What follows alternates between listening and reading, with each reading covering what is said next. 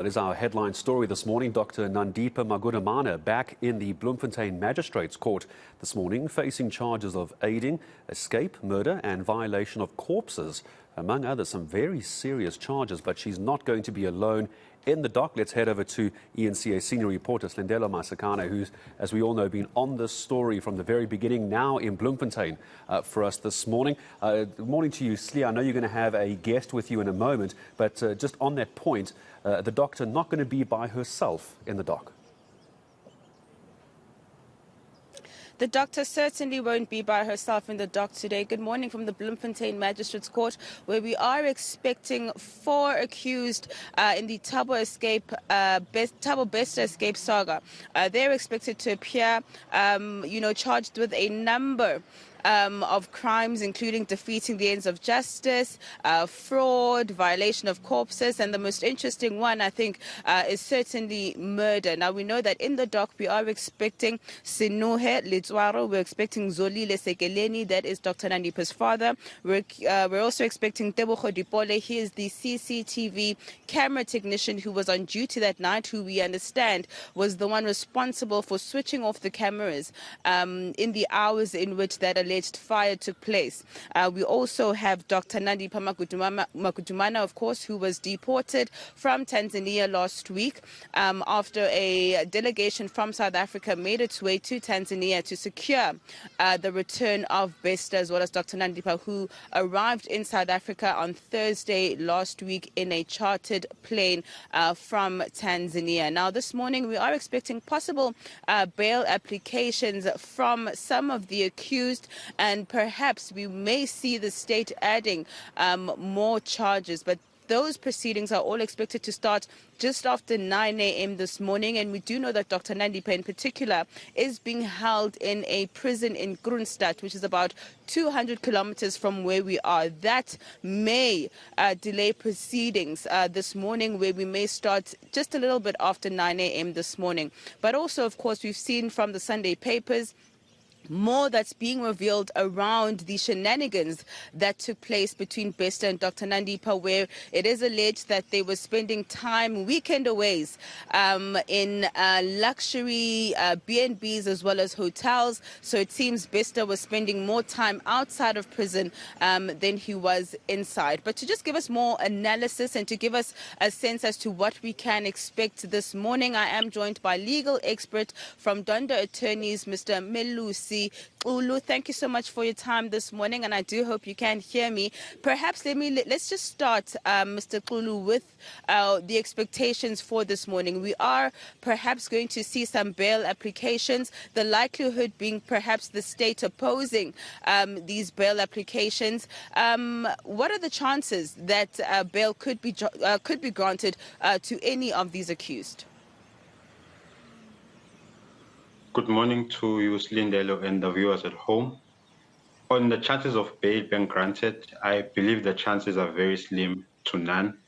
The most important factor here is, if you look at the Criminal Procedure Act, it does talk about if the accused is a flight risk, that bail should not be granted. In this sense, you will also look at the means and the travel documents that the accused may have. Like if you look in this case, Dr. Nandipha had fake travel documents, and she was escaping to Tanzania with a Bester. So that shows that the bail application for the accused will be difficult, because they all show that they are a flight risk, in my opinion, and the seriousness of the case, of course. Now, maybe let's just talk about any other charges that could possibly added, any other accused that we could possibly see joining the 4 this morning. We know, of course, that according to what we heard over the parliamentary committee sitting last week, is that there were a number of role players who played a part in this escape. Yes, if you remember last week, there was a charge of malicious damage to property, or also arson against Dr. Nandipha. I'm expecting that to be added to the other 2 accused that appeared firstly in the case. We are expecting also that, there should be other, officials that could be arrested. As you stated in the introduction, it's clear that Mr. Bester will be granted time out, if you put it like that, to go outside whilst he was still a prisoner, and he still is a prisoner. So it shows that this is beyond G4S. There are high-ranking officials that are involved in this, and they should be added. If they are not added today, I believe sometime during this investigation, they will be added, because it shows that it was not a case or an offense that was done just by 4 people. There are more people involved in this case. Maybe then let's talk about the possibility of any of the accused turning state witness. Would this perhaps then aid them in terms of lessening the time they would spend in prison? Could they be absolved of their entire role in this escape? Yes, if an accused wants to be a state witness, he becomes what we call a Section 204 witness, according to the Criminal Procedure Act. And then what happens is he will agree to testify against the co-accused, or the co-accused if it's one co-accused. And then what will happen is there will be a sentence agreement, and that is in terms of Section 105A of the Criminal Procedure Act, which will enable him to get, in a way, inverted commas, benefits for testifying against the co-accused. So he may or she may get a lighter sentence in that regard.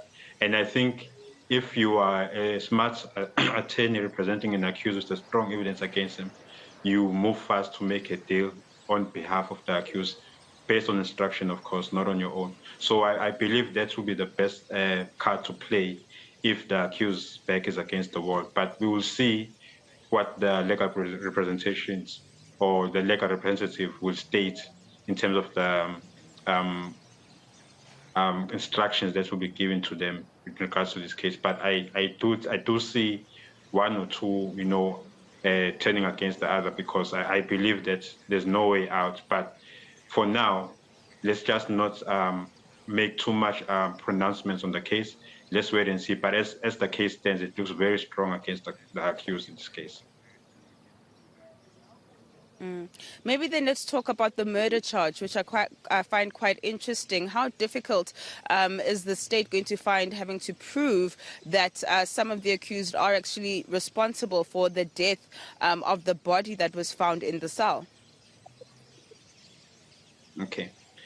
Well, we obviously don't have the advantage of looking at the court docket at the moment, but based on reports, one body, or the deceased, that was burnt in the cell, in cell 35. It shows that before he was burnt, he was, physically assaulted to his death. So that proves that before the body was taken inside the cell and burnt inside the cell, it was actually murdered. And the people who are linked for now are obviously Dr. Nandipha and her co-accused, showing that they might have knowledge of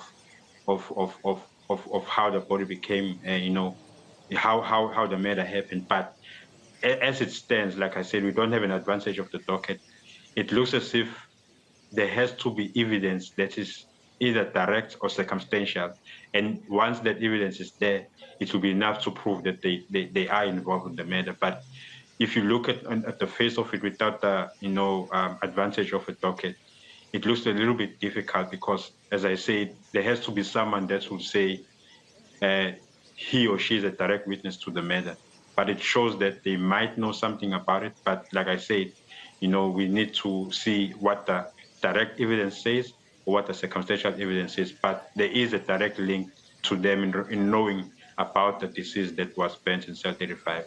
So when the bail is done, I must say this to clarify when the bail is done, the state will, of course, state how they are linked to all of the cases. So when the bail is done, although they will not deal with the material facts, they'll just deal with how the accused are linked. It will give us a bird's eye view as to how they are linked, and then we'll be able to assess the murder case, or murder cases if it becomes more than one.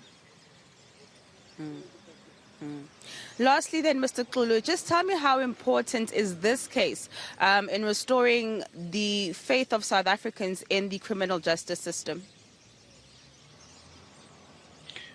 I believe that for the first thing that we must look at in terms of the correctional services is it's enough to hire private security companies, you know, to assist in the justice system. I think that's the major question that must be asked, because as the minister stated, they will not cancel the contract for G4S. But you know, as more information comes in, it shows that using private security for criminal justice services is not correct. But to answer you directly, I believe that this case will be important to for the citizens of the country to have more hope in the justice system. That is why I believe that the NPA made sure in this case that they hire one of the highest ranked NPA officials, which is the prosecutor in this case, and he's one of the chief prosecutors in Free State. So it shows that, from a Bloemfontein point of view, at the NPA, they're trying to make sure that we have hope in the justice system, and that is why I believe they will oppose the bail application vehemently to show that they're doing their utmost best to bring hope to the justice system. But before I go, I think it is very important for, I will repeat this again, for the high-ranking officials who are involved to be nabbed. It's very important for them to be dealt with, and more arrests should be done. That will give hope, as much as there's less hope in the justice system. If there's only these 5 accused or co-accused, I don't think it's enough. So more people need to be arrested for us to have hope in the justice system in this particular case. Thank you so much for your time this morning. That is legal expert Melusi Qul from Donda Attorneys giving us some legal analysis as we head into court proceedings just after 9 a.m. this morning. My colleague Muluko Muloto will be in Kroonstad giving us a picture as to how the transportation of Dr. Nandipha is going to play out ahead of court proceedings. And of course, for those wondering what's happening with Thabo Bester, he's being kept at the Kgosi Mampuru prison in Pretoria, and he will be back here in Bloemfontein in May for his own court proceedings. So we will be bringing you more legal analysis throughout the morning, and of course we will be bringing you those court proceedings as they begin live here on DSTV channel 403. Slee, as always, appreciate it. Thank you very much. Just outside the locked gates near the steps of the Bloemfontein court. That's where going to be all happening this morning with Dr. Nandipha Magudumana. Of course, we'll be live here on eNCA, as Slee says. Also, I'm sure live streaming on eNCA.com. But if you're not able to sit in front of your TV all day, here's one Twitter account for you. It is at @Slee_Masakane. Tweets as quickly as it happens, almost blow by blow tea. So if you're not able to be with us here on air all day or on the website, you can also go follow Slendelo on Twitter today as well.